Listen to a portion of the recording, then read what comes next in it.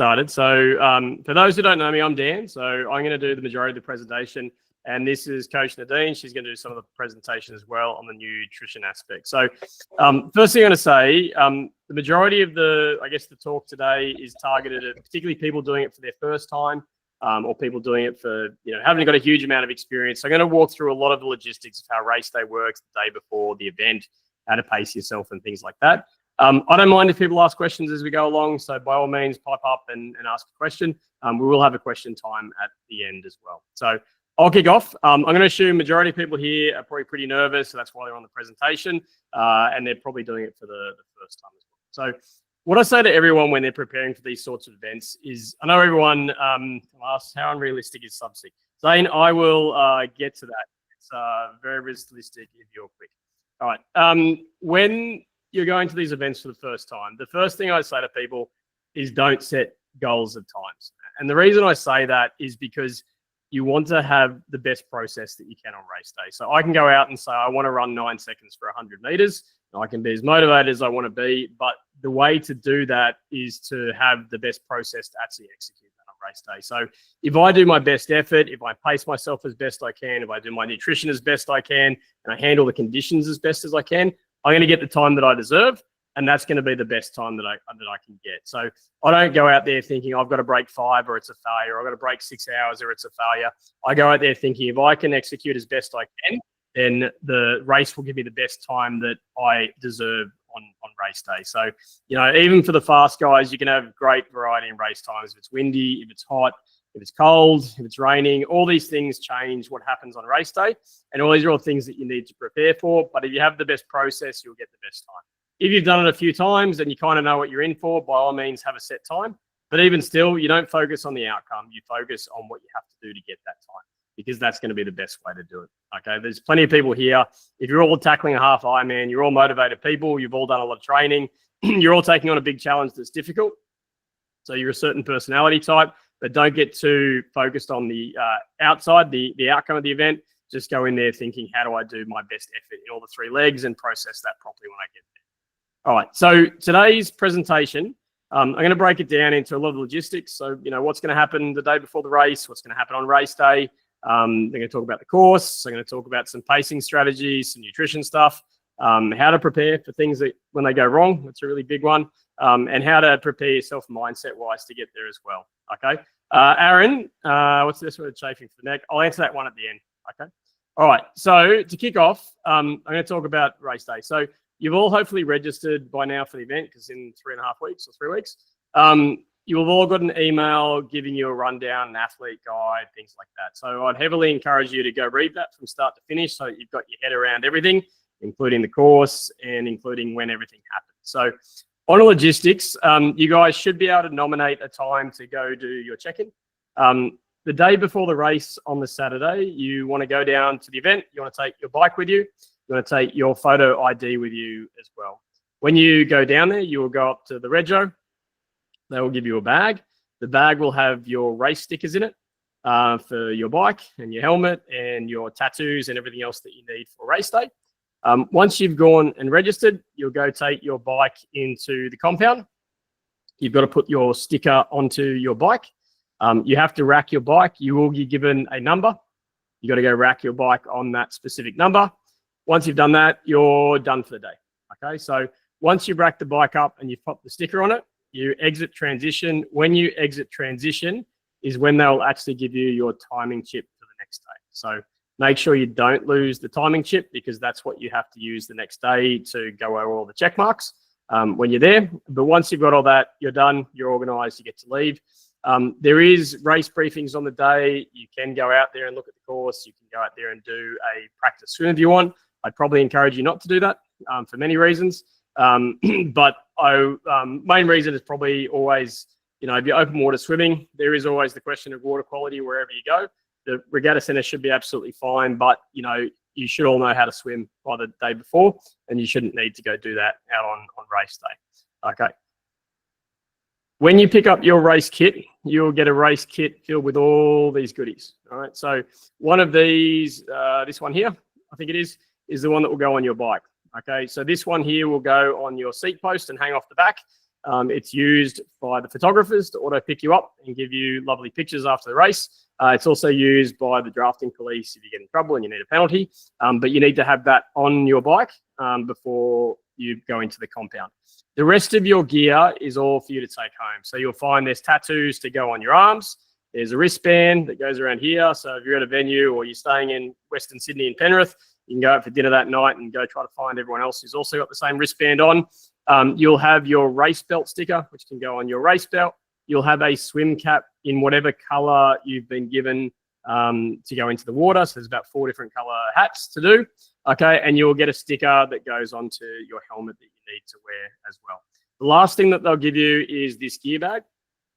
The gear bag is for if you need to drop your gear into the race area before the race to go pick up after. So if you've got friends and family that you can pass your race gear to, you can just give them, and by race gear, I mean the clothes that you wore when you went there.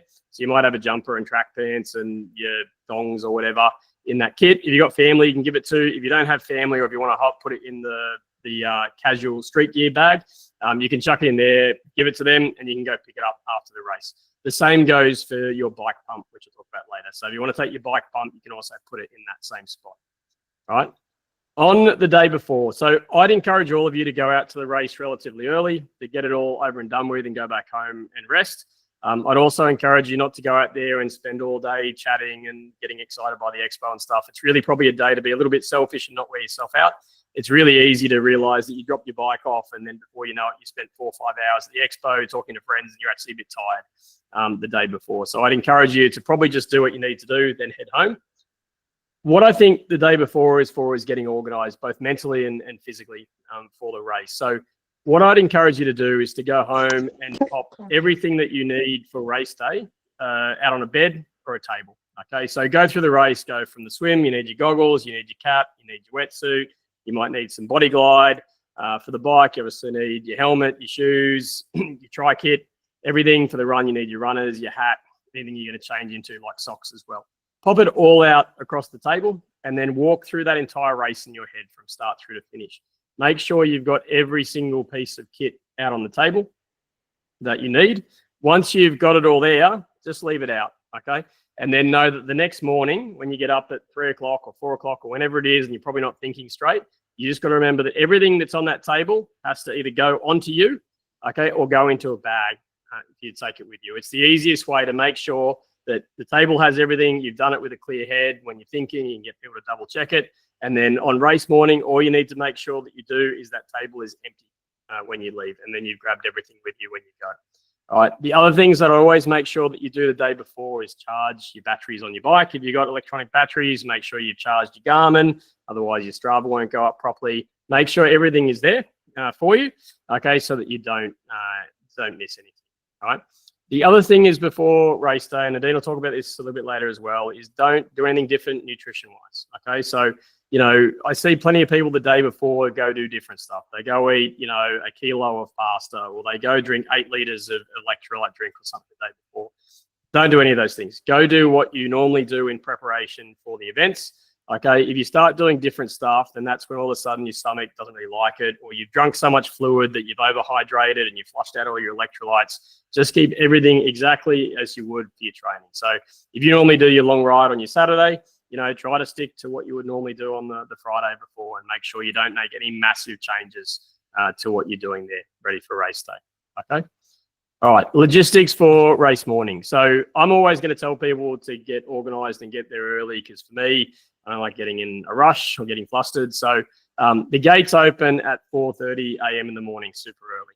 Okay, so when you go out to the regatta center, I'm going to make the assumption that most have been out there. You have to park on the side closest to the entry, and it's quite a long walk to get to the other side where transition is. Okay, so the later you get there, the further away you're going to have to park. So be prepared that you are going to have to do a 1.5 to 2K walk to get in there. Hopefully you've racked your bike and you've only got a backpack to carry on race day, but I'd encourage you to kind of get there early. Okay, it also means that if you get there and there's anything wrong, you've discovered you've got a flat tire, you know, there's something missing, you've got enough time to potentially fix that before race day as well. Okay, so 4:30 a.m. the regatta center will open. Okay, you will go up to the transition. Okay, and you will go check your bike. So go check tires are inflated. Okay, that's when you'll go put your helmet in, you'll put your cycle shoes in, you'll put your running shoes in, your hats, everything else. Okay, you'll put a mat down on the ground so that you can hopefully help identify your bike a little bit better and get everything ready. Once you've done that, you get to leave transition and just hang out till race start. Okay, so go find your friends, your club, your training group, whoever it is. Okay, you can look for myself and Nadine, and I can, give you some tips before race day as well. But then the races, you sort of set up and you go out. Again, I always encourage everyone to go early, because if there's something not quite right, if you're there at 5:30 in the morning, you've got potentially an hour and a half to fix the problem, and that might even include someone racing something from home to you, okay, to make sure it's there when you're ready to go. All right, the actual race starts at 7:15 a.m. in the morning. Okay, so it is a rolling start. So that means the people who've nominated themselves as, a 25-minute swimmer going first, and the people nominating 50-minute swim are going to go towards the end. But there is a rolling start to get through. So depending on where you fit in that, you might start at 7:15, you might be starting at 7:40, but I think sort of being ready to go around then is always good. The other thing I'd probably encourage you to do by getting there early is, once you've sort of got there and you've gone to the bathroom or whatever, just pop your wetsuit on, because it'll just keep you warm for the morning, and then you can give your gear away and just stand there in the wetsuit. If it's pretty comfortable sitting in there, it's going to be nice and warm for you. All right, next up. All right, so tips for the race morning. All right, so make sure you have your normal breakfast. Okay, so same thing, don't suddenly decide to eat a kilo of pasta on race morning. Okay, eat your normal breakfast that you sort of did before training when you get there. Aim to arrive early. Okay, it opens at 4:30 a.m., not 4 a.m. Okay, make sure you've got all your transition and everything set up. The other one I'd encourage you to do is go to the bathroom early, because you've got 1,500 other nervous people there. All right, and so it's better to use the bathrooms before they all use them first. It's always a good idea. And then, bring something simple to eat. So if you're getting there at 5 in the morning, getting up at 4, chances are, you potentially have eaten 3 hours before race start. So it's always good to bring something simple to eat, so a banana or a sports bar, whatever you feel comfortable eating before race day as well. And you can have that while you're just sort of waiting for race start. So if you're going to be in the water about 7:30, have something to eat around about 7 or something. So it's in there ready to kind of go. All right. So another really big one is just understanding the course. All right. So the Regatta Centre swim, or the Western Sydney swim, is probably one of the easiest to navigate when you're out there. So, but you still need to know exactly where the course goes. So I'd encourage you the day before to actually go out, have a look at the water, see exactly where it goes, get your bearings for everything when you're out there, to make it a little bit easier for you. So the way it will work is everyone will congregate on this hill around here, and they'll slowly lead you in, 4 people at a time, to jump in the water. There is a pontoon here, and every couple of seconds they'll let 4 of you go into the water at a time. Okay. As soon as you jump in, you get to swim up. All right. Wait until you see the green coloured buoy. That means you've got to turn right. You'll see another green coloured buoy. You turn right. You come back. All right. You have to go under the bridge here, which is the bridge with the Olympic rings on it. Okay. You do a U-turn. Again, turning right every time you see a green buoy. You'll come into land and up into the transition area. Okay. So relatively straightforward course to do. Be aware that you'll have the sun in your eyes in one of the directions. Okay. So be prepared for that as well. And the water temperature is probably going to be about 16 degrees. So 100% wear a wetsuit. Okay, would definitely not recommend swimming that without a wetsuit.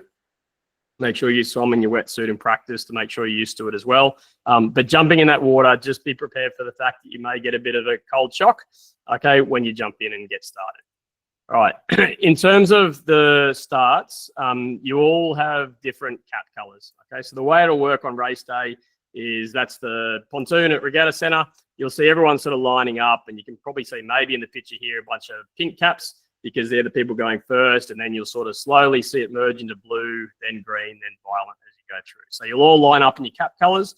So if you feel like you've been given a pearly pink cap and it's under 33 minutes, if you think you're a 25-minute swimmer, go to the front of that queue. If you think, I'm closer to 33 minutes, go to the back of that queue, okay? And same thing through here. So there'll be a merging of cap colours in there.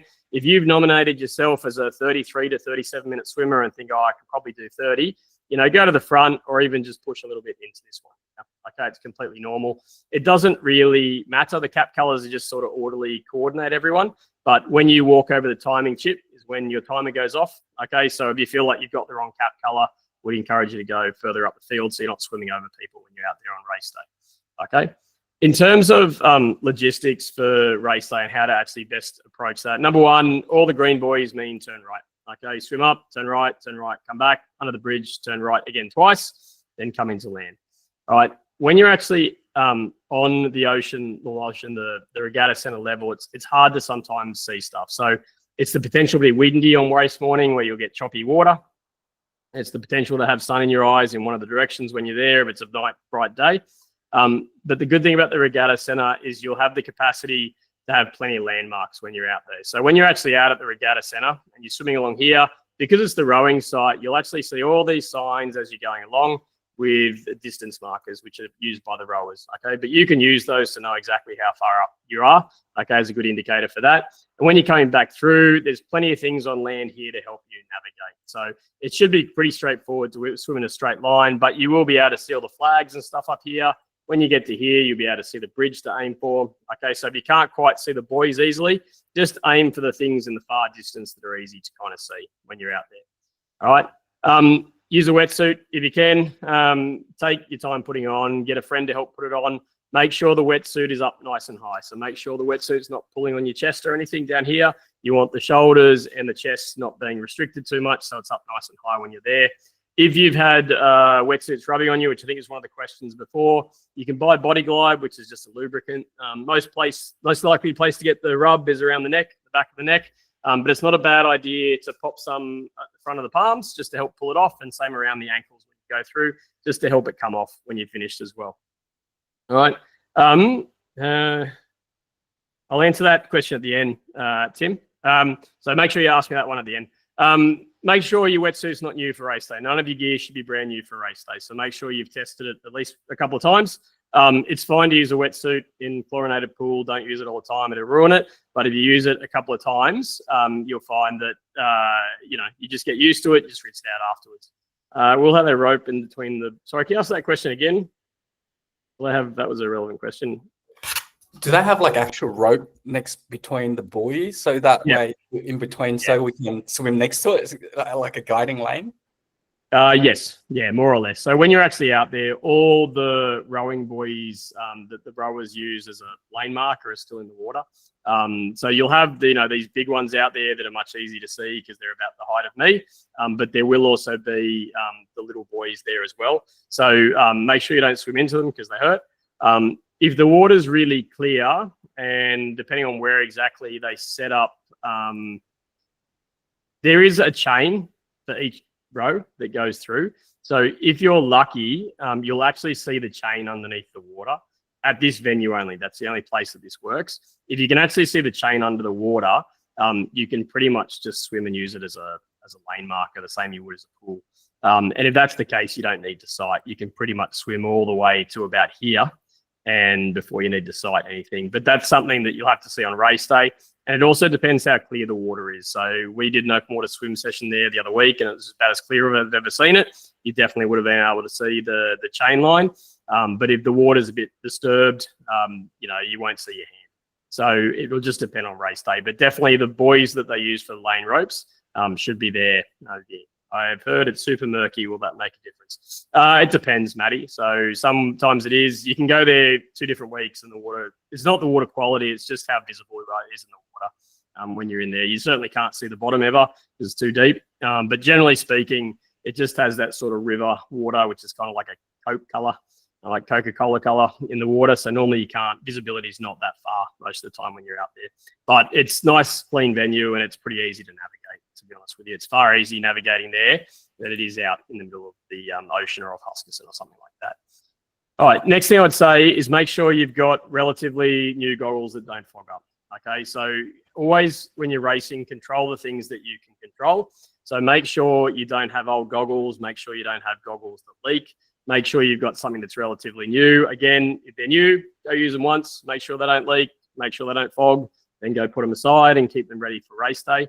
I'd encourage you on race day to probably have goggles with tint in them, okay, because the sun will be in your eyes. It'll just make it a little bit easier to see. If you've got the luxury of more than one set of goggles, take them both down on race day. And then depending on the brightness of the day, you can pick which set that you're going to use. But that's always a good idea for that venue to help you see. All right. Because of the way they put you in the water, so 4 people at a time, you effectively get 3 drafting buddies to jump into the water with. So drafting is definitely the faster way to swim. All right. So if I was out there swimming, I would nominate a time that was quicker than I could actually swim, so I can draft off quicker people when I'm out there. But if you have the opportunity to draft off someone, it's definitely a good way to go. You can probably go to less effort than you normally do and get dragged at the same time, or you can go a little bit off someone faster than you, and you get to go for your normal effort, but you get to go a little bit quicker when you're out there as well. When it comes to your pacing for the swim, you won't have a watch, you won't have heart rate data, you won't have any of these things unless you've got fancy form goggles.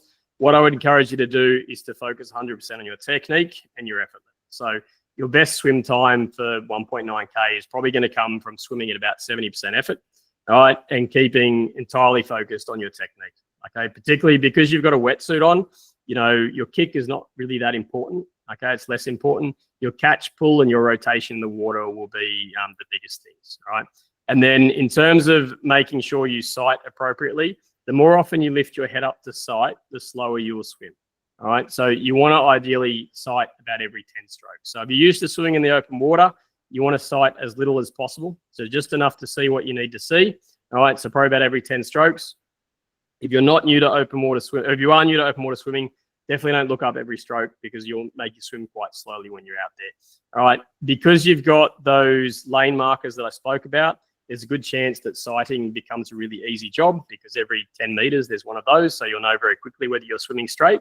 If you can't see those, there's the really big buoys. And I'd say every 10 strokes, just lift your head up. Because they've let off 4 people at a time, you've got all these people in front of you, and you can probably make a fairly safe assumption they're going to swim pretty straight in general. All right. So if you look up and you see everyone's going in one big conga line, you're probably pretty safe just to keep following that as well. All right. Last thing is when you finish the swim, you know, depending on how long you're out there, be prepared that your legs might be a bit wobbly getting onto land. The wetsuit is filled with water, so it's quite heavy. So when you stand up, it's a pretty big weight to carry. Okay, depending on how competitive you are, just take your time, get your heart rate back down, get into transition, and start preparing for the next leg. Now, does anyone have any questions about the swim leg before I move on? Oh, we're good. All right, cool. All right, so when you come in off the swim, you'll actually, you'll come around the bridge through here and you'll come up the boat ramp that's here. All your bikes will be here in the big compound. You'll run up, you'll come into here. The first thing I'll say is remember where your bike is, all right? So don't forget there will be 1,000 other bikes in here. So I would heavily encourage you to remember, oh, I'm row 4 and then I run down. Are there wetsuit strippers? Do you mean people who take your wetsuit off you? No, you got to do it yourself. All right, just reach back and grab it. You'll be right. Make sure you remember where your bike is. So a couple of tips for that one is, again, just remember how many rows you are through and across. It's always good to have a towel that's easy to recognize. So if you've got a bike print towel, you can go through there. I think I'll leave that comment alone, Zane. All right. Just remember where it is, okay, when you're out there. Okay, once you've grabbed your bike, okay, you'll run out to this corner here to start the bike.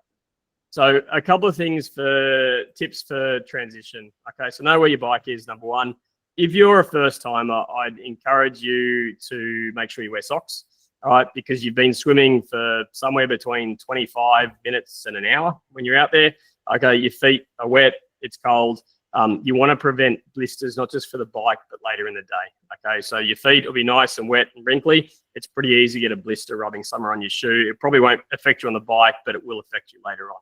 A great way to prevent that is to fill your socks or your shoes with talcum powder to help them dry. Okay, so you can go squirt your talcum powder in your socks or your shoes that you're preparing for race day to make sure your feet dry out a little bit on the bike. Okay. When it comes to mounting your bike, you know, some of you will do big fancy flying leaps onto your bike. Some of you are just going to get over the transition line and get on. Whichever is the fastest thing for you to do or safest thing for you to do is the one that you should do. All right, it's perfectly normal for people to run out awkwardly in their cycling shoes, get past the transition line, and then mount their bike when they're there. Okay. A big one that I see all the time, because I get to often stand on transition line watching people, is make sure your bike's actually in a gear that you can use. All right, so when you set that up, make sure your bike is not in the big chain ring in the hardest gear, because that is for going 45, 50 Ks an hour. It's not for mounting, okay, because you'll suddenly push on the pedal and you'll either drop the chain, or it's really hard to get started when you're out there. And same thing, make sure it's not in the other end of the spectrum where it's designed for 6 Ks an hour. Okay, popping it somewhere in the middle is a little thought that goes into making sure you can jump on and get straight into pedaling without a problem. On race day, it's going to be cold in the morning, so it's going to be like 16 degrees, something like that. You will be cold and wet. If you tend to get cold, it's not a bad idea to take clothing with you that you can wear on the bike and take off as you go. So that might be a wind vest, it might be arm warmers, anything like that is a good idea for race day.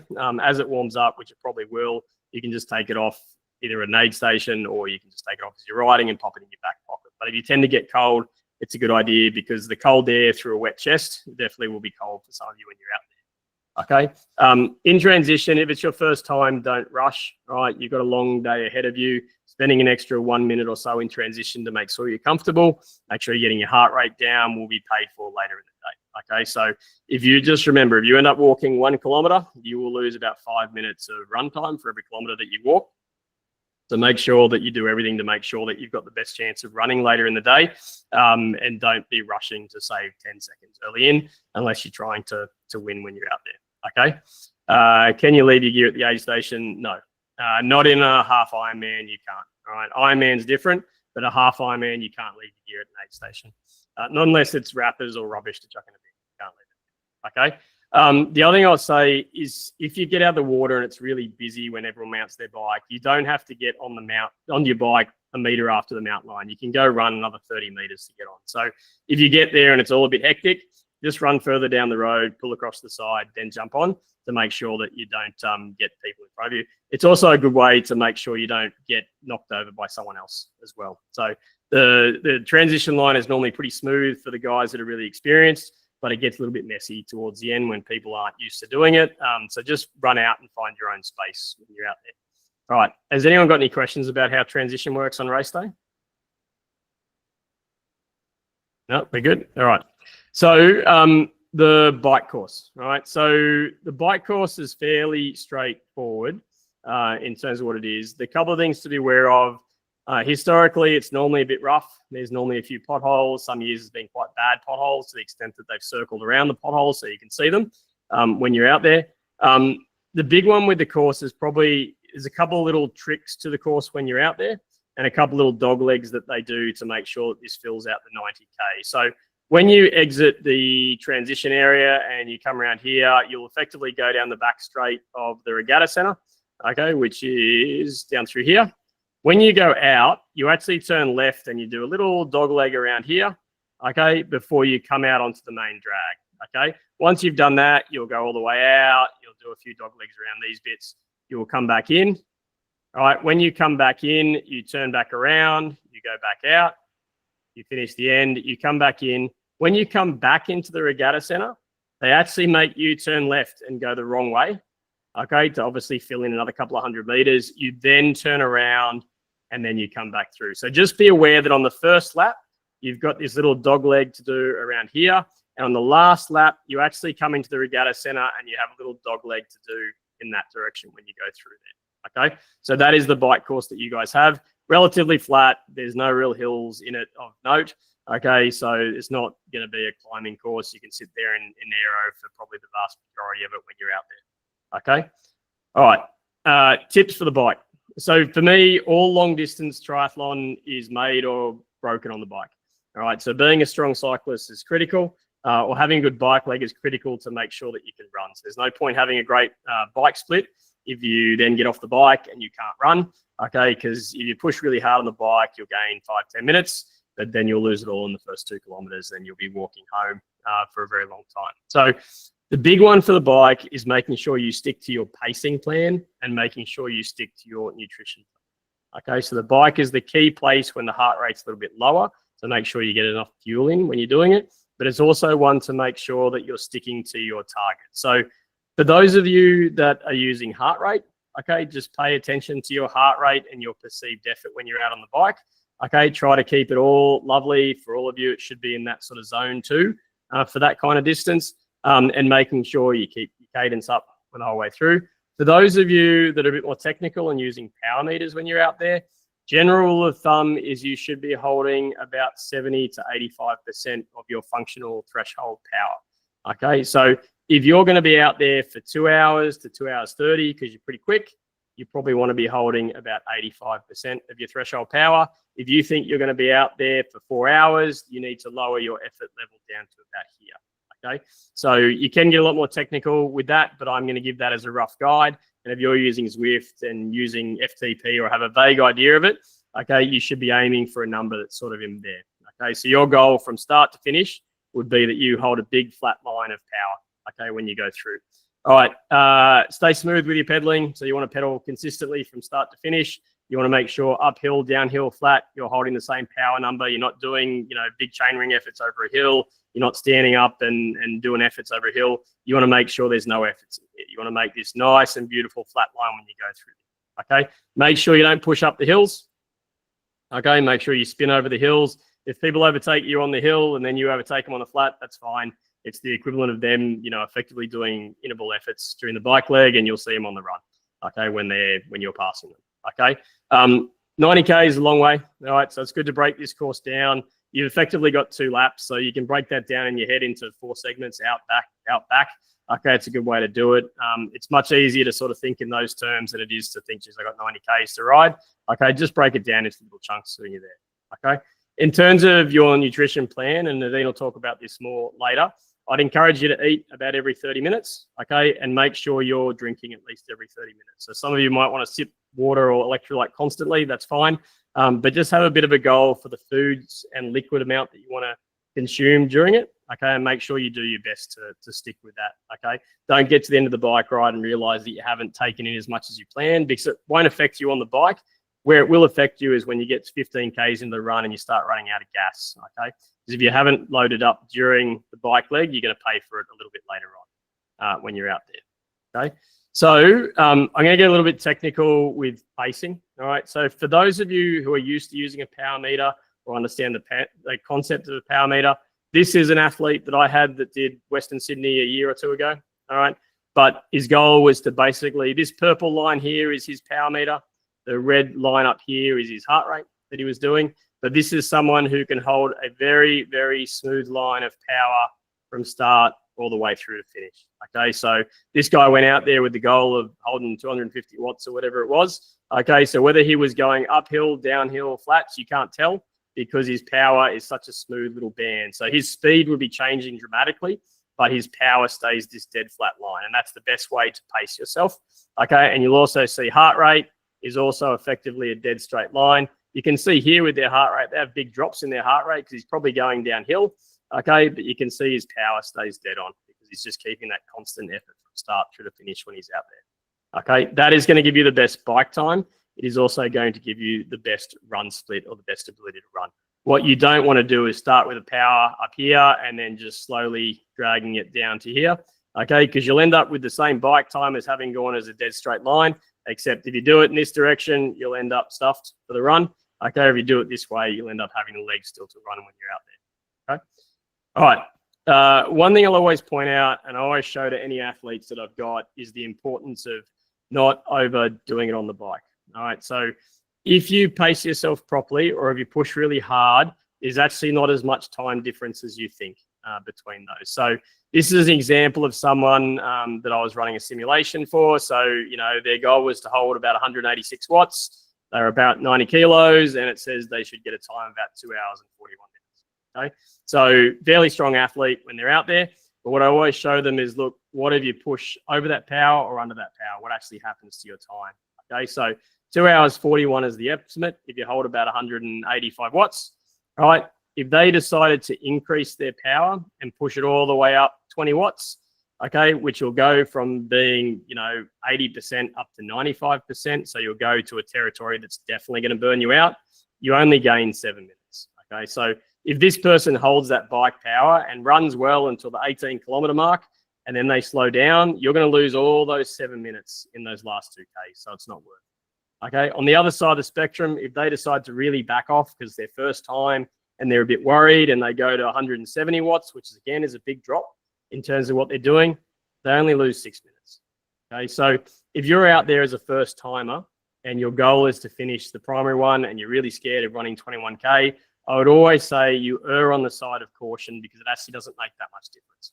Okay, if you're out there and you're trying to get a world's qualification, you've done this 20 times and you understand the risks, yep, you can go push a sensible level of aggressiveness on the bike. But the risks and benefits leave a very narrow window based on your threshold power to actually be out there and do it. Okay. All right. The aid stations on the, has anyone got any questions about pacing on the bike before I move on? Any questions about heart rate or power or perceived effort? No? All right. So when you're out there on the bike, the difference with the long course races is you'll actually have aid stations to pick stuff on. Okay. So there'll be a couple of aid stations out there. So typically what happens is when you go to the aid stations, there'll be all local volunteers and kids and stuff running with drink bottles. And there'll be some foods and bits and pieces. As you approach the aid station, okay, if you don't need to pick anything up, just stay on the right-hand side, same as overtaking, don't do anything. If you're going down and need something to pick up, go slow enough for them to be able to run and pass some stuff, okay? So keep in mind that if you're going 15 kilometers an hour, that is slow on a bike, but that is 4-minute K pace for a runner, okay? So just be aware, if you want to get past stuff, try to slow down to a speed that the kids can actually run next to you and pass you stuff and that you can actually grab stuff in, okay? When you go here, they will have an order. So they'll have water, they will have whatever sports drinks available on the course, they will have some foods, which will be whatever bars and gels, the sponsored stuff. They will then have more electrolyte and more water. There will be aid stations, there will be rubbish bins, okay? So if you're approaching this and you need water or sports drink or anything, what you'll typically do as you get closer is that you throw your bottles to them.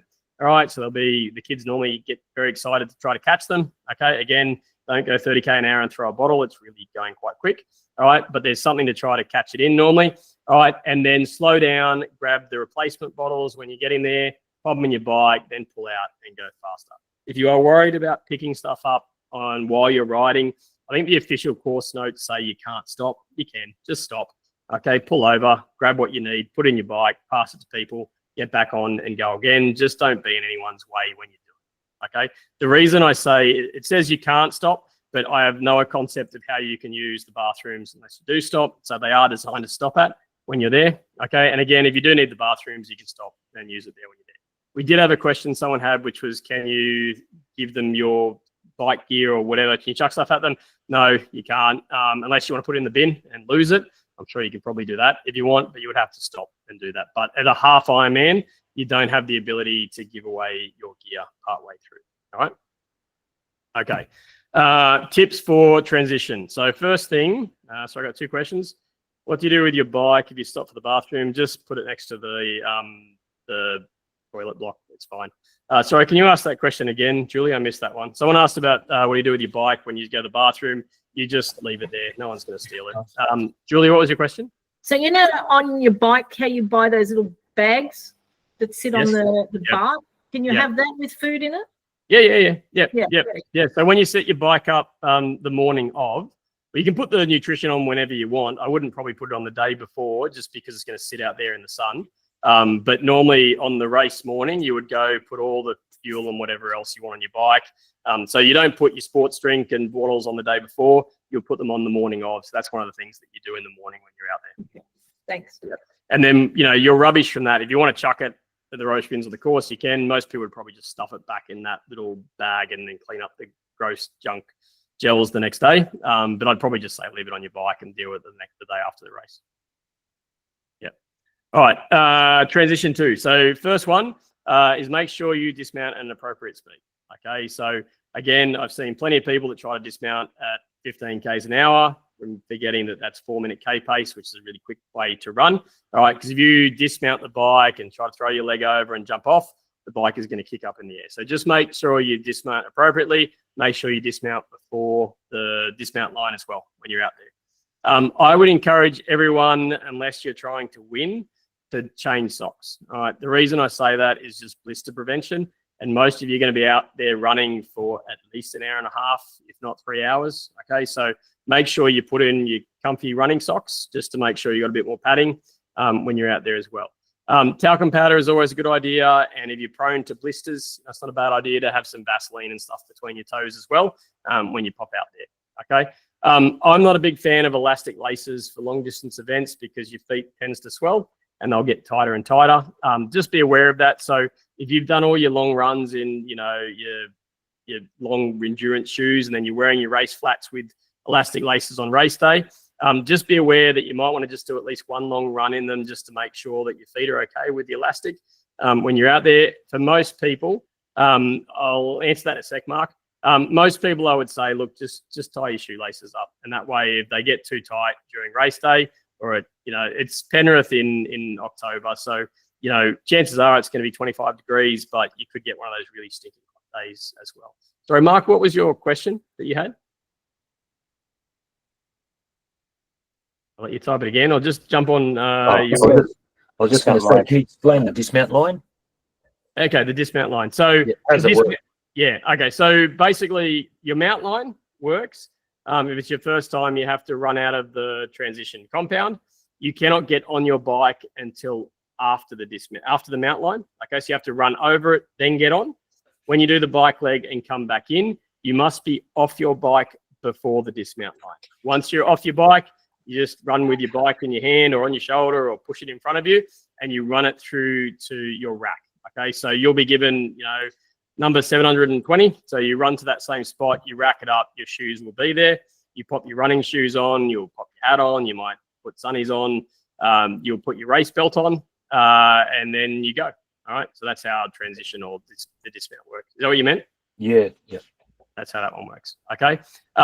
The other things to grab, as I said, it might not be a bad idea. How far is it between dismount and bike rack? You're probably going to have to run 150, 200 meters tops, depending on where your bike's racked. So transitions are always set up so that it doesn't matter where in the compound you are, you're always going to have to run the same distance. So what that means is if you have your bike really close to the mount corner, when you first get on, you'll have a short distance there. But then when you go the other way, will be the opposite corner. So at some point, you're going to have to run a further distance with the bike when you're out there is how that kind of works. So there's no way of getting a shorter distance to run, but it's not going to be, it's an Ironman or a half Ironman with, 1,000 other athletes in there. So be prepared to run 100, 150 meters with your bike when you're out there. Okay. When you leave the transition, make sure you just grab everything that you need. So for most people, it's going to be your race belt. It'll be your hat, your joggers. Some of you might grab some gels or something and put it in your back pocket. Some of you might have other things to take with you, but that's probably the majority that you need to take. Just remember that you're not allowed to pass anything to friends or family when you're out there. So whatever you take with you, you've got to do that. Do you always have the race belt tag visible while on the bike? So I don't think you need your race belt when you're on your bike. You just need it for the run. All right. So the numbers on your bike they'll be on your seat post, back of your seat post, and they'll be on your helmet. And they are for race photos so that when they take the pictures, they auto know who you are and you can go buy your pictures later or post them on your Instagram. But they're also used by the drafting guys. They want to give you a penalty. They can see what number you are. When you get onto the run, it's the same thing. You got to put the belt on and run out. The majority of that, my understanding is not any penalties you get on the run, is just so that you get your race photos afterwards. Okay. The run course is slightly different from previous years. So I will go through the run course.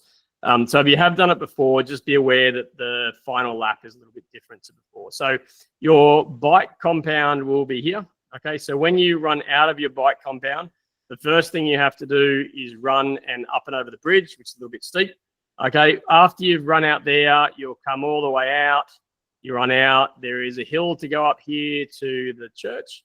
You come back through, you run up here, back in.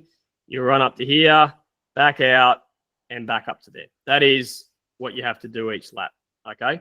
On the very last lap, when you run up and through to here, instead of turning around, you get to run a big lap of the regatta center to come back up and through. Okay. So I will warn you that when you're running this is a 5 kilometer loop. So, from here to here is roughly 2 kilometers. that feels like a really slow run when you are looking in a straight 2 kilometer line, and it feels like you're moving nowhere, and you are 18 kilometers, 19 kilometers into, or more, 18 kilometers into the race. So that one will drag on a little bit. The run course is a little bit hilly in terms of what you're doing, but the vast majority of it is flat. So it's just be prepared for a little hill through here. Be prepared for a hill through here that'll sting your legs a little bit. But all of this is dead flat, and most of this is sort of flat as well when you're out there. The things to be prepared for, there's not a lot of shade on the course, right? So when you're out there, just be prepared for the fact that most of it is going to be in the sun. So it can get pretty hot when you're out there. If you've got friends and family coming out to watch, I'd encourage them all to hang around sort of this region here, because there's 3 paths through here. So they get to see you a lot. So generally the crowd tends to hang here so they can see you a lot when you go through and say nice things to you or hold up signs cheering you on. Is always good. And then along here, there'll be aid stations at various points when you're out there. Okay. But that is the run course. So you've got 3 normal laps, and on the 4th lap, you will continue on and do the full run around to here. Okay. All right. So how to pace the run. So same as the bike leg, I would really encourage you, all of you should know roughly what you're going to run speed-wise. So whatever your long run speed is most likely what you're going to try to hold on race day. So try to keep your run speed sensible, particularly in the opening couple of Ks. So if you do your long run and you normally hold, 6 minutes per K, and you get off the bike and you're all excited and you're running 5-minute Ks, realistically, you're not going to hold it. Okay, so back off and slow down when you're out there, and try to keep it at a sensible speed and keep your heart rate under control. So again, this is someone's race that did it.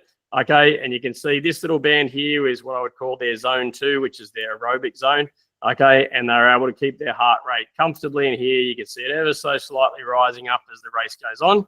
Okay, and their run speed outside of the first little bit, being a touch quick. Okay, nice and simple, nice paced from start to finish. All right, most of the time, if you're well prepared, you're going to find you're going to get to 10, 15 Ks feeling okay. And then the harder section is always going to come towards the end when you're starting to get tired. Okay. With the run, same thing, just break it down mentally. Okay. So there's, plenty of ways to break this course into 15 different parts, but just kind of have, 1 lap done, 2 lap done, 3 lap done, 4 lap done. Okay. And break this down in chunks. It's much easier to think of it that way than thinking I've got a city to surf and a half to go through. Okay. It's much easier to break this down as you go through for that. Okay. The things that I would encourage you to do on race day, if you're a first timer, 1, start slowly on the run. Okay, so keep the heart rate down, keep the pace down. If you're running 20 seconds a K slower for the first couple of Ks, it's better to be doing that in the opening stages than be doing, running 3 minutes per K slower at the end because you're struggling to run. Okay, you're better off to just sort of keep yourself under check to the halfway mark, see how you're going there, and then just hold the same pace or pick it up as you go along. I would encourage all the first timers to walk through the aid station. So for me, for a lot of the guys I coach, it's 21K run, you've got about 10 aid stations, right? So it's not a 21K run, it is 10 aid stations. Okay, that's all you have to do. So you run to the first one, that's 1. Run to the next one, that's 2. Just count to 10, all right? Each time you get to the aid station, I would encourage you to walk through to get your heart rate down, but also to make sure that you get your fluids and everything in properly. So if you race through here and end up getting 2 mouthfuls of water, that's not enough fluid to get you through another 2K run, okay? You're going to end up dehydrated by the end. What I would encourage you to do on the run is make sure you get through here, make sure whatever nutrition strategy you've got, okay, which might be water, might be sports drink, might be water and gels, whatever it is, just make sure that you're actually getting that in, mentally reset at the end of the aid station. Okay, ready? Run to the next aid station when you go through. If you find 21.1K is really difficult to get through, that's absolutely fine. Have lots of regular walk breaks. All right. So if I have people that I think, their fastest way through the 21Ks is to walk every couple of minutes, that will be their race plan. Okay. So there's no point if your ego says I got to run 21K straight and it just slowly gets down to just a real struggle to run. You're better off to go every 3 minutes. I have a 30-second walk or a 1-minute walk each time. Okay. Then you go again. That way, every time you run, you're going to find that you're running better. And then mentally, you refresh, you give your legs a break, and you go through. Mark G, is there actually 10 aid stations? Yeah. There might even be 11. There's going to be an aid station roughly every 2 kilometers. Okay, so I haven't got them marked on here, but if you do go to, actually they are marked. Yep, you got 1, 2, 3, and 4. Okay, so 1, 2, 3, and 4. All right, so you'll get to use these 3 times, 9 times.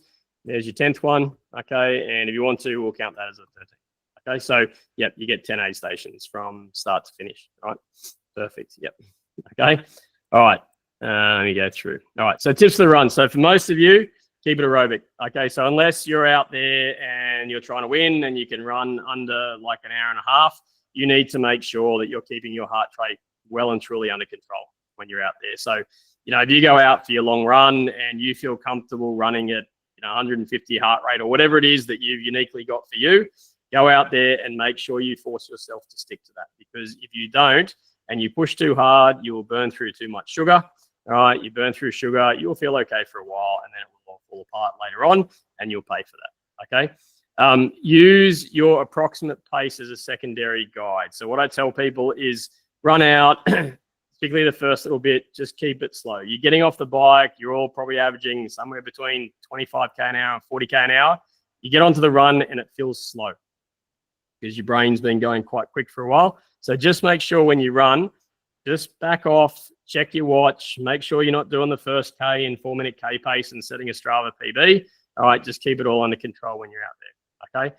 Definitely the first few minutes, take it easy to find your legs, all right? So you're out there on the bike, your quads have been hammered a little bit, you need your glutes and your hamstrings and to be able to stand upright again properly, so make sure you get through there. You don't want to fill with lactic acid in the first couple of minutes and then be struggling to clear it out.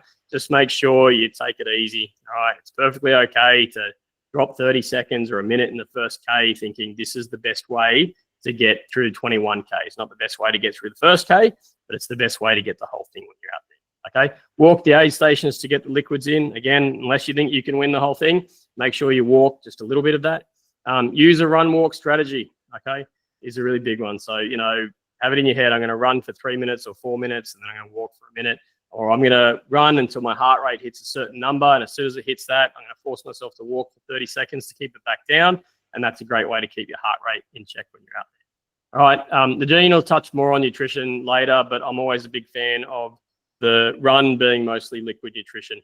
Is there a bathroom to use? Yeah, there is, Aaron. There'll be bathrooms to use in T1 and T2. Okay. I'm always a big fan of liquid nutrition for the run because I think it sits in your stomach better when you're out there. Okay, if you need to take a toilet break, do it early. Okay, if you can, just so you don't have to run holding your stomach. Okay, and the longer you're out there and the more people are out there, you don't want to be lining up for a bathroom when you're out there as well. Okay, all right. Has anyone got any questions about the run or the pacing for the swim, bike, or run? Any other questions? Hopefully everything I said sort of made sense. All right, cool. What I'm going to do now, I'm going to pass it on to Nadine. She's going to run through some nutrition stuff to help you guys. Hang on, Timothy. How you realistically avoid drafting penalties on bike? There are 1,500 people. So the limit is 12 meters. All right, so you got to keep 12 meters behind when you're out there. On a practical basis, you're only going to get in trouble if you're doing obvious drafting. So if you're out there and making some attempt at being 12 meters back, you're not going to get in trouble. If you're found to be sitting a meter off someone's wheel or 10 centimeters off someone's wheel, you'll get in trouble when you're out there. When the course is really busy, so because of the rolling start, everyone kind of is separated, okay? And then you'll find that because the fast guys went earlier and there's probably a 40-minute span of swimmers, there's 40-minute span of people getting into the water. And then they get on the bike and it separates more. There's always bunches that kind of form when you're out there. And as everyone's out on the course, there will be a point where the course is quite busy. But as long as you're not obviously sitting on a wheel, you're not going to get in trouble, okay? And a lot of the time, you know, if you're at the front of the field and potentially sort of fighting for age group wins and stuff like that, they're going to pick on you a bit more. If you're down the back, you know, swimming to swim in an hour and you're at 4 hours on the bike or something, you're not really going to get in trouble unless you're doing it, obviously. So I wouldn't really be too worried. You do have a, 20K out, 20K back. You've got a 45-kilometer course to spread out on. So there's plenty of room to spread out when you're out there. But if you're not doing anything that's obviously drafting, the guys won't care what you're doing. Okay, just make some effort. Okay, any other questions? All right, I'm going through. Cool, done. All right, so I'm going to pass it on to Nadine, and she's going to start going through your nutrition stuff for the day before, as well as on race day. So it's all yours, Nadine. All right. Can everyone hear me okay? Is that all right? Yep, all good?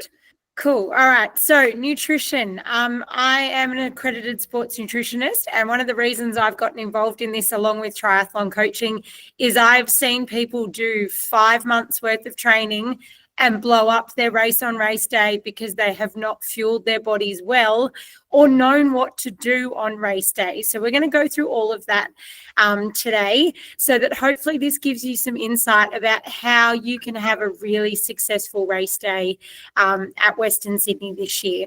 So to give you a bit of a rundown to begin, let's look at how our bodies operate and why these strategies are important.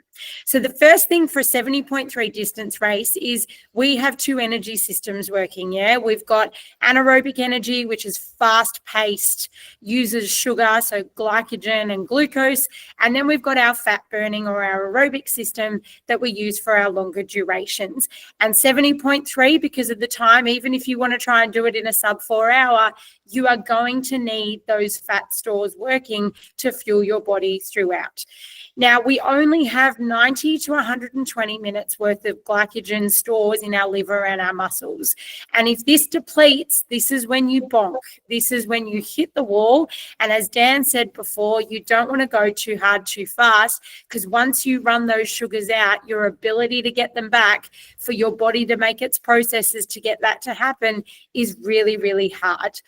So with that, we have more fat stores within our body. We have an exponential amount of fat. We have very limited glycogen and sugars. So this is why with your training over the last 4 months, you would have noticed you've been told you've got to do long, slow runs and you feel like you're barely moving and all these things about why am I running at 70%? Why is it only 128 beats per minute? All those things.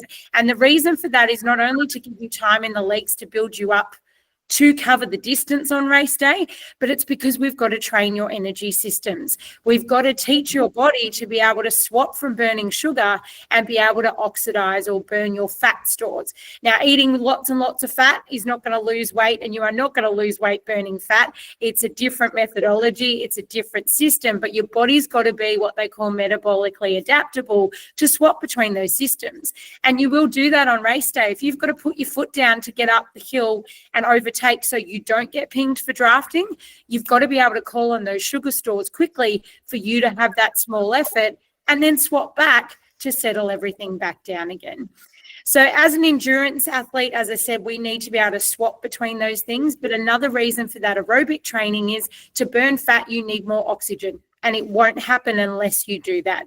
So that's why the long, slow training processes have been really important over the last 4 months, and why Dan's saying to you, go at 70%. Don't push the heart rate levels, because without your body having that oxygen and not gasping for air, your body can't use its fat stores for that to happen, and you will run out of gas. You will bonk.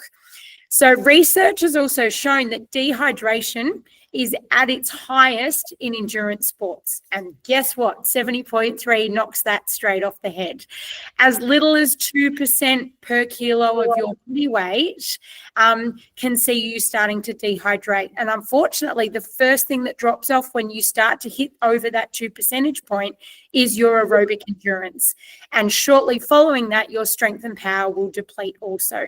So as an example, if we take a 70 kilo athlete and you lose 2% of your bodily fluids every hour, that's 1.4 litres that you are losing every hour. And guys, unlucky for you, because you tend to be more dense in muscle mass, you lose a lot more. And you tend to lose a lot more sodium as well. So if you are hot on race day, and the weather and the sun is out, just remember you are losing a lot more than what you think you actually are. Now, the thing with all of this to remember is your bucket is leaking the entire race. And you are never at any point in this race going to be able to fill that bucket back up. But what you've got to be able to do is keep it at an optimal level that you don't empty the bucket completely. So let's have a look then at how that looks for race day. And we'll start with the food side of things, the calories. Real food is always what we would recommend on the bike. Simple carbs. That's white bread. That's a Vegemite sandwich. That's all of those really simple food groups, yeah? It doesn't need to be healthy. And the thing you guys need to remember on race day, and I hear people saying, oh, but that's not great for me. Lolly snakes, a Vegemite sandwich on white bread that's the $2 loaf from the corner store. It's fuel at this point in time. It's no longer a good or bad food. It is fuel. So you really need to focus on the fact that this is what you need. You need the sugars. You need the fuel. Yeah, you don't drive your car until it's empty and then wonder why it's not working anymore. So gels on the run, as Dan mentioned, is really good. Also, things like the blocks and the chews are really good. They tend to sit well if gels are not your cup of tea, okay? But if you've ever heard the saying, food in your pocket, hydration in your water bottle, that's where this comes in, because we want to keep your body being able to process what's going in and out. Recommended carbohydrate intake is 60 to 90 grams per hour, okay? And the ratio for that should be 60 grams of glucose and 30 grams of fructose. Now, the reason I point that out is it's worth having a look at the packaging on your gels, because your body can only process about 60 grams of carbohydrates that is glucose or pure sugar in an hour. So a lot of these gels, and there's a few little nutrition things there, have a look, because if it says that it's maltodextrine and glucose, that's a lot of sugar in a packet that's this big, okay? And it's concentrated, so your body takes a lot to burn that. It also takes a lot to digest it. When it hits your gastrointestinal tract, your body changes its equilibrium, and it sometimes doesn't know how to process it unless you've washed it down and you've trained with it. So that's where topping those calories up with fructose is really important. So just read your packaging and have a look, yeah? The aim is about 250 to 400 calories per hour on the bike. It sounds like a lot of food, but as I said to you, your bucket is leaking constantly. So you have to be sure that you're keeping that energy level up and you're not letting it drop down. And again, it's low GI foods. It's simple food. It's white bread. It's lolly snakes. You would be surprised the nutritional value in a packet of Allen's lolly snakes on race day when it comes to sodium and things like that as well. Finish eating about 30 minutes before you get off the bike if you can, because it just gives your body time to digest it before you then start bouncing around when you start running. Now, let's look at your hydration, okay? So as I said before, most of you are going to be losing up to about 1 litre an hour, yeah? Which means you need to be aiming for about 500 to 750 mils of liquid. Doesn't necessarily need to be water per hour, depending on your thirst. Now, the big thing, what was that? What if you are going at a slower pace? Do you still need that many calories? The longer you're out there, the more you're burning, yeah? So the faster you go, yes, you can take on less, but the longer you're out there, your body's still operating at that aerobic rate. So you do need to be making sure you're taking on enough, because you're going to be there for longer if you're at a slower rate. The big thing to remember is water is not going to rehydrate you. Okay, you need electrolytes. So when we sweat, we lose primarily sodium and chloride, which is basically, you know, the red and white table salt that's been on all our tables for 100 years. That's what you're losing when you sweat. So you've got to have an electrolyte or something in your water bottle that is going to be helping you replenish that, because if that disappears, the rest is irrelevant, yeah? So electrolytes in sports drinks or electrolyte-only drinks are quite important. In particular, sports drinks, have a look at your packaging. If they are very high in carbohydrates, it means they're high in sugar. And if you've ever had a really upset stomach when you've been racing, it'll be because of the sugar value. Your body can just not process that anymore. So if you're taking gels and then swallowing like Powerade as well, your gut's going to get to the point where it goes, no thanks, I can't deal with this anymore. And if that happens, that's about a 4 to 6 hour window before that's going to start to clear, and you haven't got the mechanisms to do that on the race course on the day.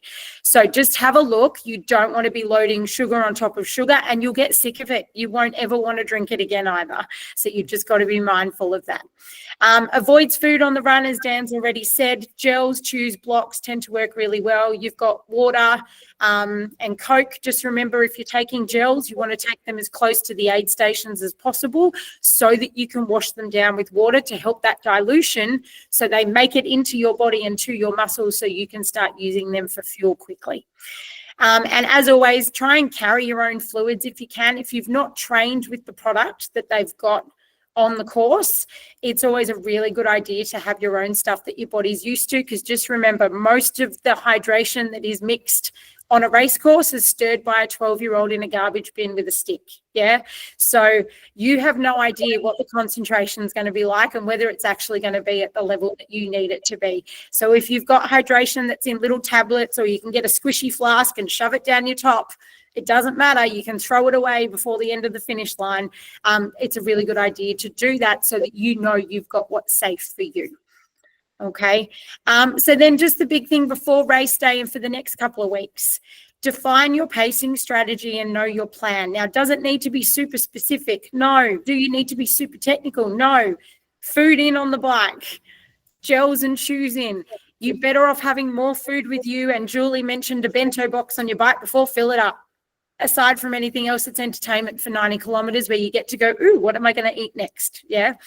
If you forget to eat, or you're not good at eating on the bike, set a distance timer. If you're doing 20 Ks an hour on the bike, make sure your watch goes off every time you hit 20 Ks so you remember to eat something. Are we able to leave our nutrition drinks to pick up at aid stations labeled in a bottle? No. Unfortunately, you need to have it all with you, on you, down your top, in your pocket, on your bike. I've seen bananas strapped to the top tubes of bikes with electrical tape. It won't be the silliest thing we've ever seen on race day. Now, the big thing is, for most of you, we're 3 weeks out, right? So for the majority of you this coming weekend, if you're on a really good training plan, you should be doing pretty much a full race simulation this weekend. It won't be all in one day, but you should be covering most of your distances this 3 weekend out. Practice in your gear. Practice your nutrition strategy. Everything you are going to do on race day this weekend is the weekend to do it. Yeah. The other really big thing to remember is, do not try and lose weight in the next 3 weeks. So if you think losing a couple of kilos is going to make you go faster on race day, you are doing yourself a massive disservice, because if you start putting yourself into a calorie deficit and not eating correctly, you are going to end up affecting your recovery. So your muscles are not going to recover well over the next 3 weeks, and you're certainly not going to have the performance you need because you're not going to be fueled optimally for your race day. Okay. The other thing over the next few weeks is, don't train fasted. Do not go out and train with no energy in your system, because the problem you will run into is your body will start stealing the energy from your muscles, and they are the things that you are training to serve you best on race day. So you are depleting the thing that you need to be learning and driving to make work better. Yeah. So just remember, food in your stomach, it is fuel. It is not good or bad. It is fuel. Stay well hydrated. Your urine is the best indicator of that. It sounds gross, but if it's a lovely pale liquid lemonade color, you're doing all right. If it's bright yellow, you know you need electrolytes and potentially sodium and things to get that back to a safe level. And then the big thing, as Dan's already mentioned, is eat normally the night before. Don't go and stuff a bunch of carbs in. You don't take your car for a drive on a fuel tank and try and put more petrol in it to then make it go faster, because it doesn't work. Yeah. And a big breakfast on the morning of, for most of you, you've got a 4 or 5 hour window before you actually start swimming. So you've got to make sure that your body's then got that snack beforehand, because for most of you, you're not going to get fuel until maybe 30 minutes to an hour before you start getting on the bike. The second you are on the bike, you need to start eating. Yeah. And again, no increased fiber. Do not go and eat a lentil curry. Do not go and eat mountains of sweet potato the day before. It will do you a massive disservice, and your 16 weeks of training will go down the drain very, very quickly. So from that, any questions regarding, with a 7:15 start on race morning, what time should you have breakfast? I'd be eating as soon as you get up so that your body's got time to digest it. And then you need to make sure then that you're having a really good snack beforehand. So a banana is a really good idea. A banana is basically a gel in a skin. Yeah. So a banana beforehand will tend to sit really well and is a good option just before the start from there. Are there any other nutrition questions? Because it's always a big one, and that was a lot. So if anyone's got any other questions, please shoot out from there. Cool. Otherwise, just pop your questions in at the end. Oh, someone's got a question. Go. I have one, Nadine. Thanks.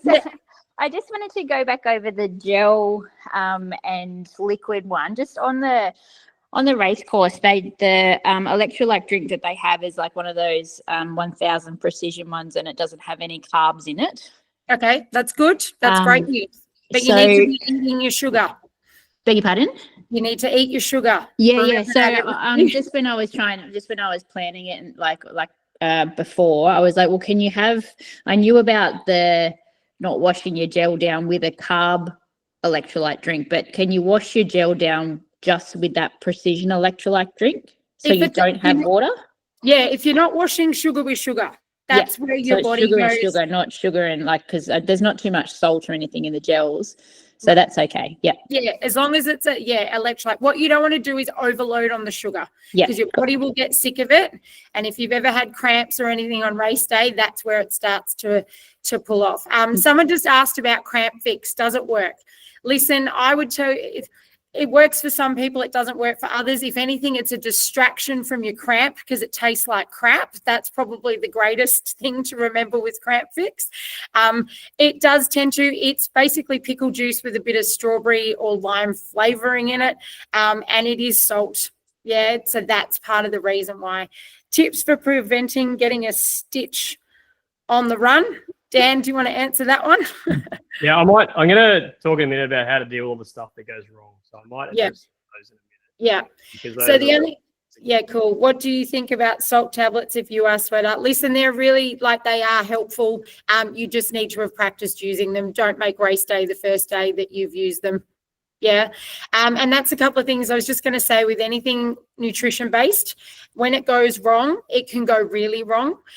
So don't try anything. Make sure, as I said to you, you've still got 3 weeks to be able to start testing some of this stuff. Don't load your body with fiber. We spoke about that. But the common issues you're going to run into are going to be bloating, burping, feeling flat, cramps, and dehydration. Now, those first 2 or 3 are going to be because you're not adequately fueled properly. So go back to what we spoke about in terms of carbohydrates and real food and having that food on the bike. The cramps and the dehydration, they all come from the loss of sodium chloride. Yes. So that's where having electrolytes in your water bottle that don't have sugar in them, so you're replenishing those levels. For you, the salt tablets are a good option. Cramp Fix, as I said, hit or miss. I know it works for some, it doesn't for others, but that then comes down to your hydration. So you can pretty much ballpark where these problems all stem from, and everything we've just spoken about is it's not bulletproof because we're all different. We all process things differently, but they are absolutely going to be the foundational rules that are going to then help you prevent these things happening on race day. Now, just quickly before I hand back over to Dan, if you've listened to all of that and gone, oh my God, I need help. I don't know how much I should be eating. I don't know when I should be eating. I don't know whether I've been using the stuff I'm using is any good or not. I am going to be running some race plan consults for anybody that is interested to literally go through your race goals, to go through your plan on what you've got planned out for the day, and then help you fine tune that of some ideas of other things that could work well for you, and options of how to address that, fueling timelines, and then also just going through, if you just want to lay all your stuff on the table and say, hey, help me, is this going to work? We can go through that together. So when you get the email tomorrow with the recoup of all of what we've been through tonight, you will actually have some info in there and a link, and you can just email me and book a time to go through all of that together as well. But if there's any other questions that anyone thinks of, you can run through those. Let me know at the end. Otherwise, you are welcome to email me as well. So I'm going to hand back over to Dan just to run through what to do when goes wrong and get you to the finish line. Cool. So, first thing I'll talk about before all the stuff that goes wrong is mindset. So, everyone's done all the training. Everyone should be sort of physically ready for it. But there's the old saying, which is, if you think you can or you think you can't, you are right. And I do think that's really true for all sport. And what I mean by that is your mindset will control a lot of your decision making out on the race day. And it also control how positive you are to what happens. So you need to have a positive mindset when you're out there. Okay, so if you're out there and you think, geez, I'm having a good swim, I'm having a good bike, I feel good on the run, I guarantee you will have a good day. Okay, but if you're out there and you look at your swim time and you go, oh, that's slow, and then your headspace goes negative, then you're going to find that you'll convince yourself that you're not having a good day. Okay, and the reality is maybe the swim times are slow that day. Maybe there's a current against you. Maybe there's a wind. The regatta center does have a current. You know, maybe everyone's swim time's slow. Okay, but you need to make sure that your mindset is positive. Okay, so if people have in their head that I'm tired, I guarantee you will behave like a tired person. Okay, your body language will show that. The way you run will show that. You know, your ability to push through difficulty will display that as well. The most important person to keep you positive during the day is yourself. Okay, so hopefully some of you have friends and families holding up signs, cheering for you, go dad, all that stuff. Okay, it's always easier to run, you know, when you're running past friends and family. Okay, but when you're on the, you know, the harder parts of the course, so the regatta center run, where you've got to run a full 5K loop at the regatta center and there's not going to be probably anyone for the last couple of Ks watching you, that's when you've got to really be positive with yourself and encourage yourself when you go through. Okay, a big part of that is, you know, making sure if you execute the best process, you will get the best outcome. Okay, so your mindset has to be completely on executing the best process, staying positive, and you will get the time that you deserve. Okay, so I've had it before where people said, oh, how'd all the athletes go? And I've said, oh, they all got what they deserve. Right? They took that as a negative thing. But what I meant was they all got, you know, what they did. So they went out there and their preparation was what it was. They went out there and they executed well with their process and they get what it is. Later on, you can decide whether you can do better than that. But on race day, that has to be the mindset. Okay, and making sure you are focused entirely on this. Okay, and the big one I will tell you on the days before and the day of, you have to be selfish. Okay, so on the day before, don't really worry about what everyone else is doing. You'll get all these people the day before you tell you all the training that they've done, all the Ks they've done. They're just getting their insecurities off onto other people to make themselves feel better. You can just be happy with what you've done. Okay, their training does not impact you whatsoever. And when you're out there on race day, you know, you just focus on yourself. Okay? So you might have friends, family, you know, someone you want to beat. You know, don't focus on them because that's not going to get you the best time. Okay, focus entirely on what you're doing when you're out there. Okay, and speaking positively yourself when you're out there. The race does get difficult. You're all out there because it's a challenge. It's not going to be a cruisy finish for anyone. You're not going to be having an easy jog and singing when you get to the finish line. It is difficult towards the end, and that's when you really have to speak to yourself positively when you're out there to make sure you get through. Okay, and I guarantee it will be worth it. Okay. One thing I do always do, which is probably focusing on the negative, is having a plan for when stuff goes wrong.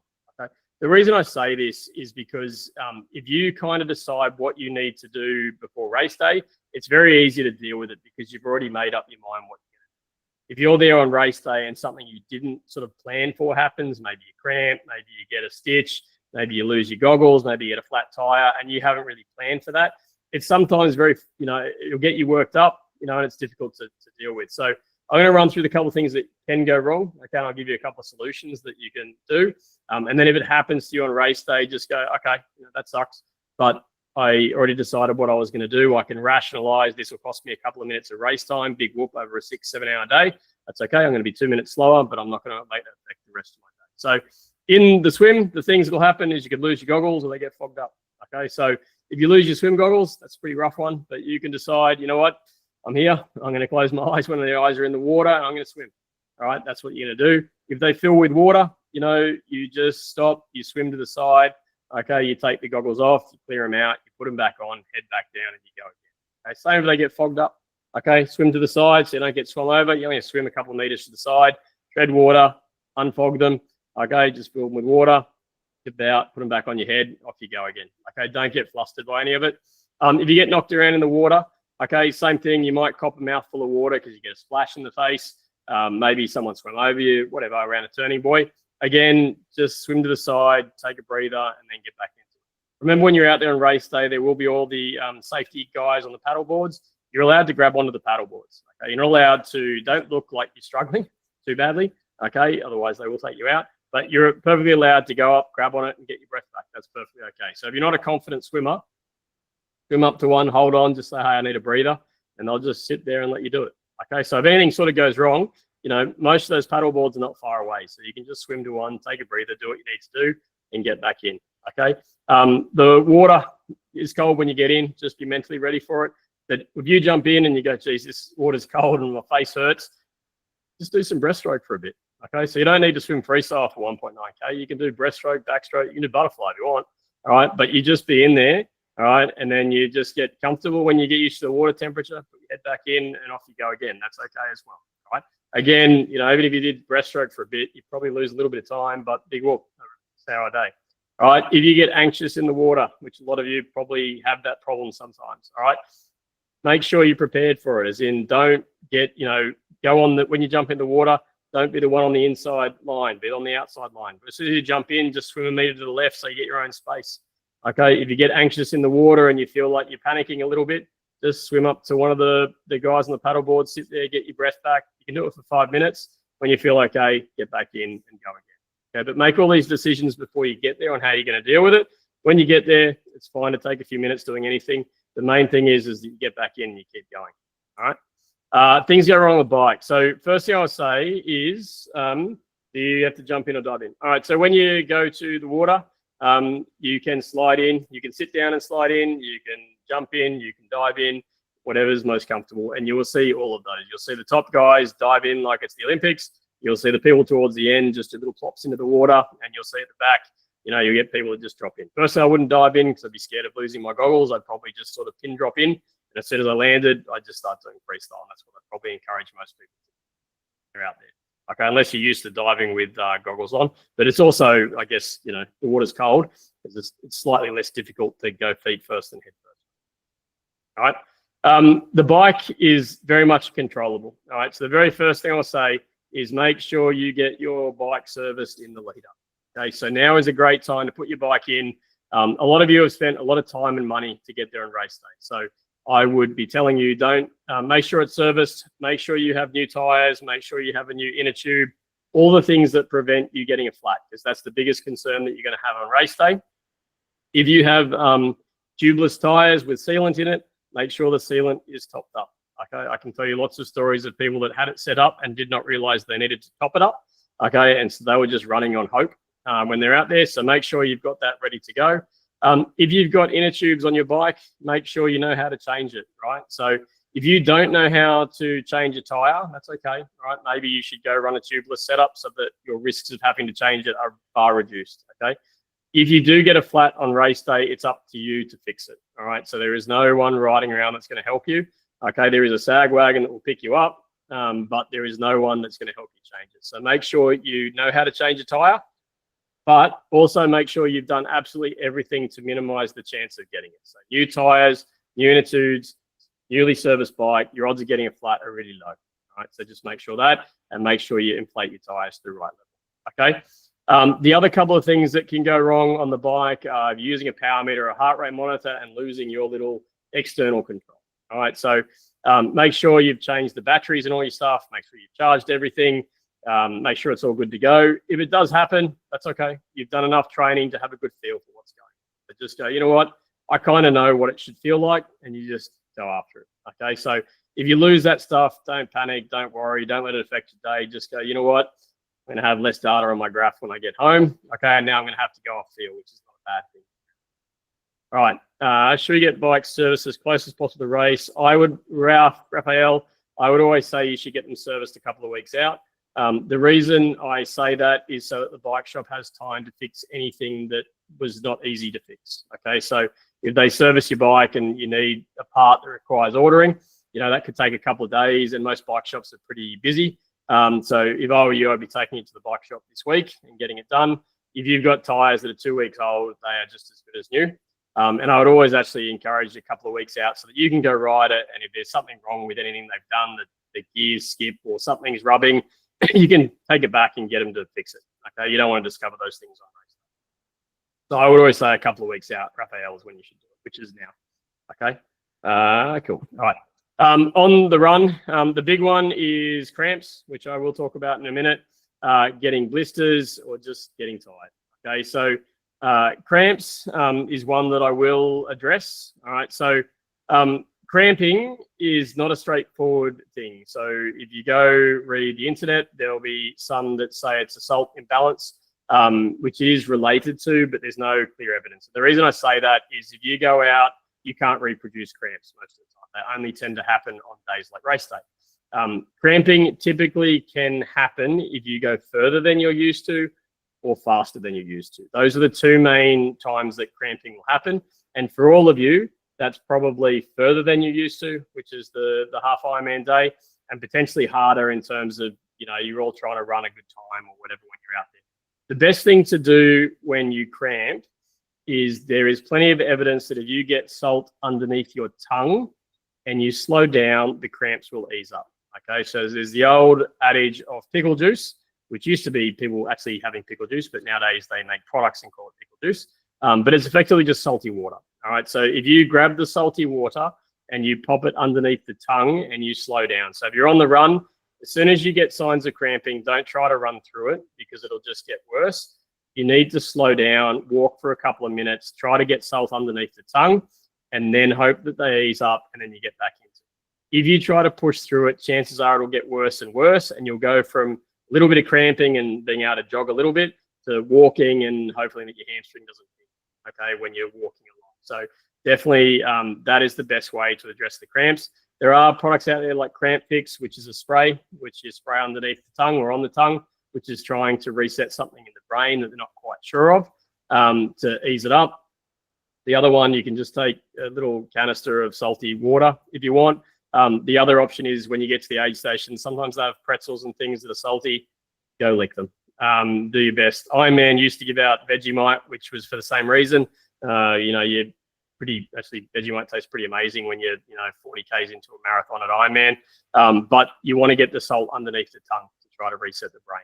Okay, but the cramping is generally a result of the process. So if you're going harder than you should, or, all these things, you didn't pace the bike well, the likelihood of a cramp gets higher and higher when you're out there. And I've definitely given some indicators for, sort of threshold powers on the bike and heart rate zones and stuff like that. You can't go out there on willpower. I don't care how much mental strength you've got.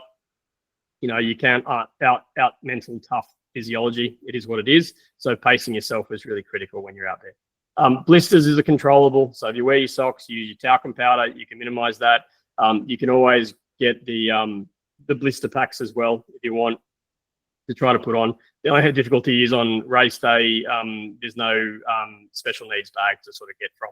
Okay, so I'd say just do your best to minimize with, your best favorite pair of socks and putting talcum powder in your shoes and hope for the best. Getting tired is normal. All right, so when you get tired, just adjust your strategy. So if you were, running aid station, adjust and start running to halfway to an aid station. Run for 2 minutes or 1 minute, or start picking, I'm going to run to that telegraph pole and then I'm going to walk to the next one. And I'm going to run to the next one.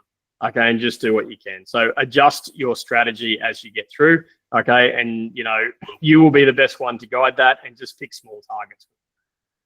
Okay. Does anyone have any questions on stuff that can go wrong that they want to sort of ask questions about? I do, Dan. Sorry. Yes. Right. Thanks. I had a question just in regards to what your thoughts were on like pain relief or Nurofen or Panadol and stuff during a race. Yeah. Okay. So definitely people do it. I think it's probably not a great idea to take as a pre-plan. I don't think. You speak to the old school guys that are doing triathlon in the 80s. They used to just pop Panadol until their kidneys weren't working properly. I wouldn't encourage that. I know plenty of people that will take Panadol tablets and stuff for long distance events in case they need them. Realistically, you're probably getting headaches and bits and pieces because you're dehydrated when you're out there. If you've got injuries or stuff, you're masking the pain, so you're potentially going to do a little bit of damage. I would say, look, I wouldn't be taking pain relief as part of a plan. I would put that in if something's going wrong, you can always pop a Panadol or something. I don't imagine you're probably doing too much damage if you're sensible and just taking 2 tablets for a race. But I think if you can avoid doing that, you should. I certainly wouldn't encourage anyone to take it as part of a plan when they're out there. Yep, cool. Thanks. Yeah, definitely the Ironman guys will do it. I'll have it as a plan, but like half Ironman, I don't think it's probably necessary when you're out there. All right, any other questions? Nope. All right. The last thing that I'll talk about is I like everyone to be really grateful and thankful that they're out there. So I know everyone's taking on a big challenge. I see everything from, people winning an age group and being super happy, people beating a cutoff and being super happy, guys coming second in their age group and being really annoyed with their result. What I always tell everyone is you've got to go out there and you've got to enjoy that red shoot, whether it's half Ironman or Ironman. So you never know when your last time is that you can do it. You never know when you can do it again. You've got to be appreciative of having a body that can do it when you're out there. Always go out and enjoy it, regardless of whether you think you had a good day or a bad day. You are part of the 1% of the population that is fortunate enough to have a body strong enough and the conditions well enough to be able to take on these events. So when you go out there, always just make sure you enjoy it. When you come down this chute, if you're not aiming to break a specific time, take your time. Jog down here, wave, ring the first timer's bell, enjoy it. It goes really, really quickly. If you've got family or friends watching you, make sure you know exactly, organize with them where they're going to stand, because when you run down here and there's music and a presenter and crowds going, you won't see them. Okay, they'll be screaming at you and you won't see them. And just know exactly where they are so you can go, give them a hug, give them a kiss, take a photo, whatever, before you come down. And the last one is, if you want a nice little race photo at the end, just remember that after a whole day of 5, 6, 7 hours of running around, you might have dried saliva on your face and gels and sweat everywhere. Or, you might have your top unzipped and half your chest hanging out. Sometimes it's good, just if you want the nice photo, zip it up, give the face a wipe at the last aid station to make sure you're not covered in salt or, whatever, when you're out there and you make the nice photo. Okay, but always go down there, regardless of result, just enjoy it, smile and be thankful that you can be out there as well. It's a great achievement to finish one of those, and hopefully you're all going to do this one with the bigger picture of doing the double the next time you go out there. Okay. All right. So I'm going to go on to question time. So I want people to ask as many questions as they want, and I'm going to do my best, and Adina's going to do her best. So any product you would recommend against wetsuit rubbing on the neck? Yep. So there's a product called Body Glide that you can buy either online or from Aqua Shop in Gordon, or I think there's a triathlon shop in Penrith. It's basically, it's not Vaseline, but it's just a lubricant that doesn't wreck your wetsuit. I think I've still got my one from 10 years ago and I still haven't used the whole tub of it. It's probably $20. That's what you would do. Generally, you'd pop it on the back of the neck and you'd pop it on the wrists and ankles. The reason you do that is just to help the wetsuit slide off. So typically speaking, the place that you're going to get a rash is back of the neck, because as you're breathing, you rub against the wetsuit. And some people end up getting a rash there, but that's the product that I would recommend for that. You can just use old Vaseline, but I've heard that it eats your wetsuit a little bit, and those things are pretty expensive. And it's, that's it. Any cycle sock recommendations? Just whatever you normally use. I'd recommend thin cycling socks always. Your feet will swell a little bit. And as I said, my big tip would just use your regular cycling socks. The only tip I would give you is it's hard to put socks on when your feet are wet. So actually just kind of roll them up into a thing so that you can slide it on your feet and fill it up with talcum powder so that your feet dry up as best they can on the bike as well. What are the chances of the race being wetsuit prohibited? Zero. No. It's going to be mandatory. It's not going to be prohibited. Yep. So for all you guys that want a wetsuit, I guarantee you have one. When you take off the wetsuit. So you can take off the wetsuit whenever you want. So as soon as you exit the water, you'll see a lot of people reaching back for their zipper and undoing it and then undoing it as they run. It's really common to see people by the time they get to the bike have half their wetsuit off, so they've got their upper body out, and they get to the bike and they use a stomp method to get the rest of it off. If you want to run all the way to your bike with your wetsuit on and take it off there, it's fine as well. But most people will start to take at least part of it off while they're running, because it's relatively easy enough to do for most people. And you just put it on the ground. Yeah, you just pop it on the ground next to your bike. So you'll have a towel next to your bike that you'll pop your shoes and everything on. So I'd recommend you just lay that out sort of OCD style with all your stuff.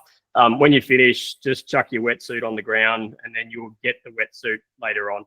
Okay, so don't have to make it neat. Just literally chuck it underneath your bike, and there's no one allowed in or out of the compound unless they steal it during, other competitors steals it during a race. So it'll just be sitting there at the end.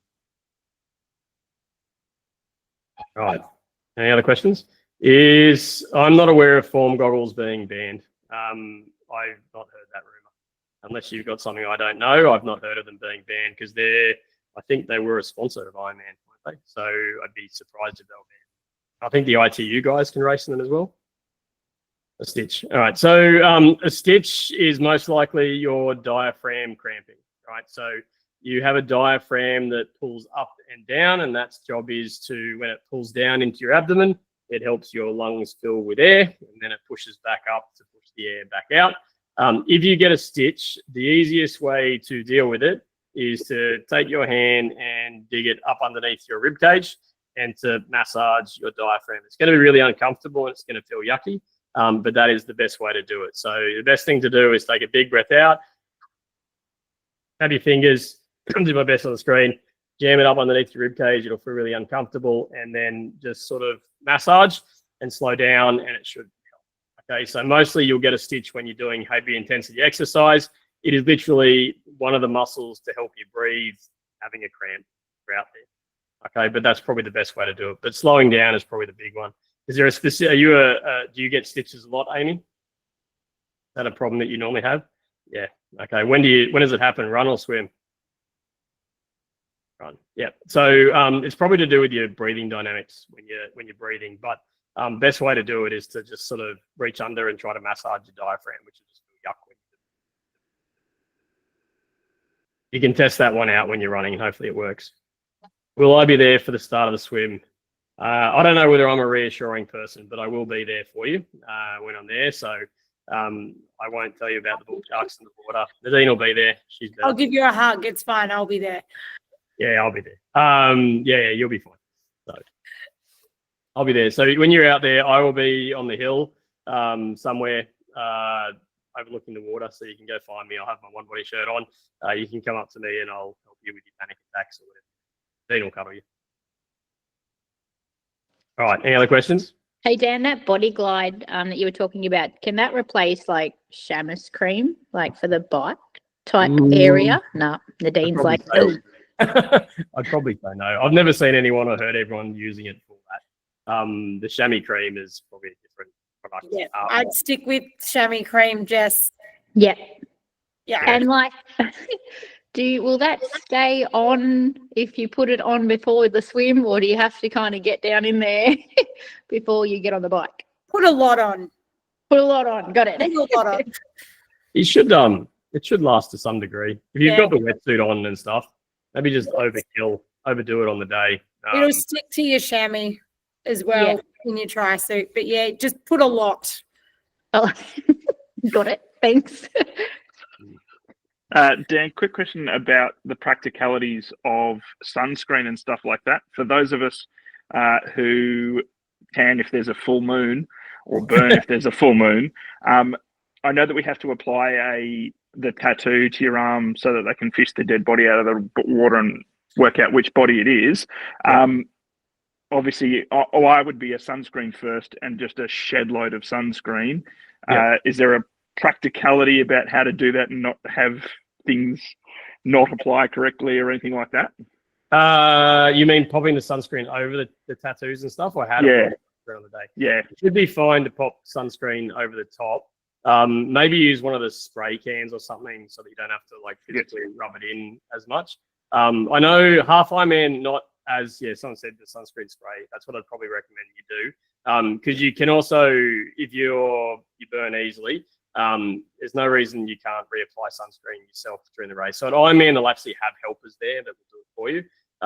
Half Ironman, they won't. But if you take a spray can, you should be able to just lather yourself up when you get back into. So if you sunscreen up before the swim, and then you do the swim and the bike and come back in, your 4 hours is probably roughly up, and you can reapply again. I do know other people that will get like the sample sunscreen packs. So your little promo packs that you'll get when you do the race, and they'll take those on the bike and they'll actually pull them out and sunscreen themselves bike as well. So that's another option if you can do it, or if you can figure out some little way of carrying some with you. But I definitely know that, because as I said, the half Ironman probably not as difficult to do, but on Ironman day, like in the bike leg, it's taking 5, 6, 7, 8 hours to do. Sunscreening is something that you probably want to consider. have to get burnt for the day. Beautiful. One other super quick practical one. With 3 small children who want to be there at the finish, they are not going to be there for 6, 7, 8 hours in the lead up. Parking for those who are coming to watch. Yeah, so they can still park on the other side. So they'll park the same place that you park.